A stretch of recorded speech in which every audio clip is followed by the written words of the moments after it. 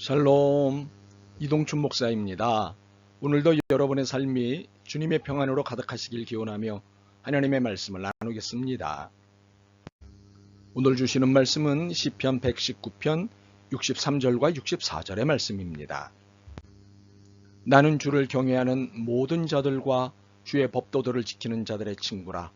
여호와여, 주의 인자심이 땅에 충만하였사오니 주의 율례들로 나를 가르치소서. 아멘. 시편 119편 63절로부터 64절 말씀을 본문으로 신앙인은 신앙의 길동무가 필요합니다 라는 제목으로 말씀을 나누도록 하겠습니다.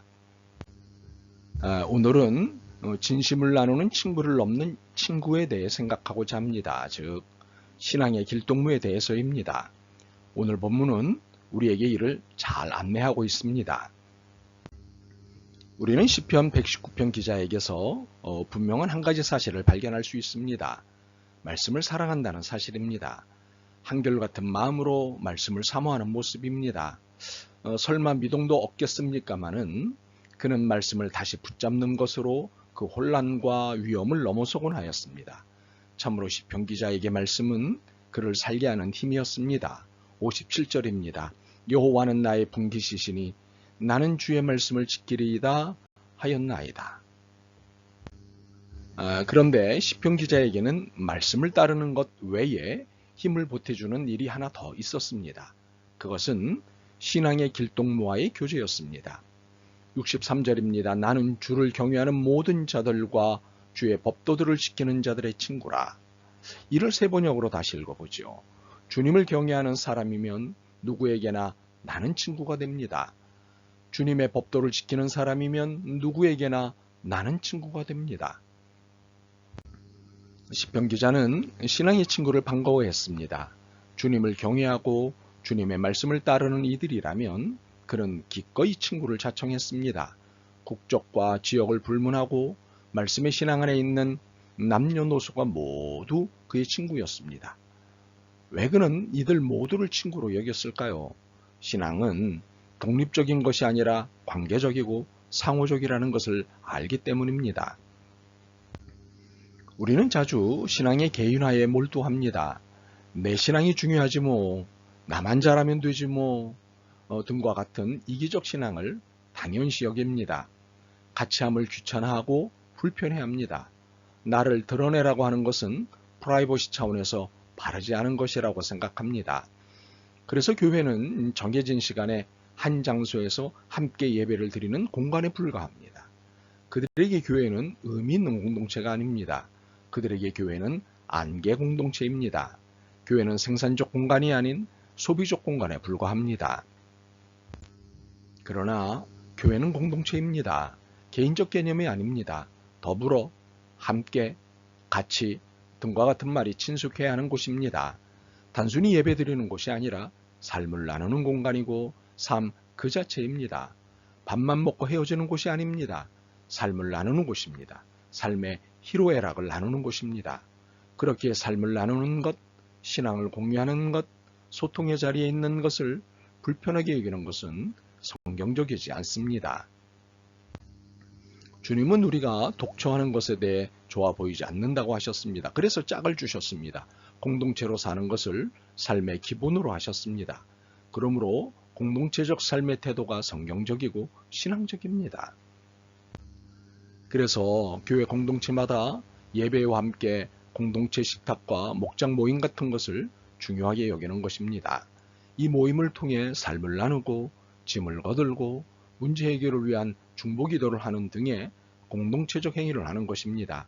단순히 밥을 먹는 것이 아닙니다. 단순히 모이기만 하는 것이 아닙니다. 형식이 아니라 삶의 속살을 나누는 것입니다. 이것이 교회이고 이것이 신앙 공동체의 모습입니다. 간혹 다른 목사가 자신의 문제에 대해 혹은 자신의 일에 대해 많은 것을 불편해하는 분들이 있습니다. 물론 그의 성격과 가치관 때문일 수도 있다는 면에서는 이해가 됩니다. 그러나 신앙생활은 목사의 신앙 지도를 받는 것에서 건강해집니다.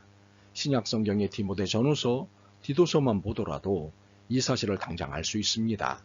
가르침을 받으라는 것, 배우고 확신한 일에 거하라는 것 등은 이곳 신약 성경의 주요 내용 중 하나입니다. 그러므로 교회의 공동체성을 상실하지 않는 나눔과 섬김이 활발히 이루어지는 교회 생활이 되길 소망합니다. 그리고 교회 생활, 신앙생활은 관계적이고 상호적일 때 건강해진다는 사실을 놓치지 않는 여러분이 되길 소망합니다. 인생은 길동무가 필요합니다. 외롭지 않기 위해 힘이 덜 들기 위해서 말입니다. 더욱이 우리 신앙인은 신앙의 길동무가 특히 필요합니다. 같은 길인 하나님 나라로 가는 사람들과의 동행이야말로 도처에 있는 유혹과 협박의 현실을 잘 이길 수 있는 힘이기 때문입니다. 61절입니다. 악인들의 줄이 내게 두루 얽혔을지라도 나는 주의 법을 잊지 아니하였나이다. 시편 기자는 이런 거룩한 공동체의 힘, 길동무들의 힘들 덕에 감사할 수 있었습니다. 자다가도 감사함에 자리를 걷어차고 감사의 노래를 불렀습니다. 62절입니다. 내가 주의 의로운 규례들로 말미암아 밤중에 일어나 주께 감사하리이다. 그리고 그는 세상을 바라보는 시각을 부정에서 긍정으로 수정할 수 있었습니다. 64절입니다. 여호와여 주의 인자심이 땅에 충만하였사오니 주의 율례들로 나를 가르치소서. 자신이 밟고 다니는 모든 땅에 주님의 인자심이 있다는 사실을 확신하게 된 시편 기자는 자신 있게 외쳤습니다. 주의 율례들로 나를 가르치소서. 이렇게 신앙의 길동무라는 든든한 신앙의 천군만마를 얻은 덕에 시편 기자는 당당합니다. 이제는 세상의 그 어떤 철학적 사상적 도전도 두렵지 않다. 아무리 그 누가 논리적이고 변증적으로 설득해도 겁나지 않다는 것입니다. 그 어느 것도 주님의 말씀을 넘을 수 없다는 사실을 알았기 때문입니다. 이 말씀을 듣는 여러분 모두에게 시편 기자와 같은 신앙의 기백이 넘치길 소망합니다. 든든한 신앙의 길동무들이 많아지기를 바랍니다. 아멘. 주님, 혼자만 신앙생활 잘하면 된다고 생각했습니다. 혼자라도 올곧게 살면 된다고 생각했습니다. 그런데 신앙의 길동무가 거룩한 힘이 됨을 깨달았습니다. 신앙 공동체인 교회에서의 영적 교제가 얼마나 아름다운 것인지를 깨달았습니다.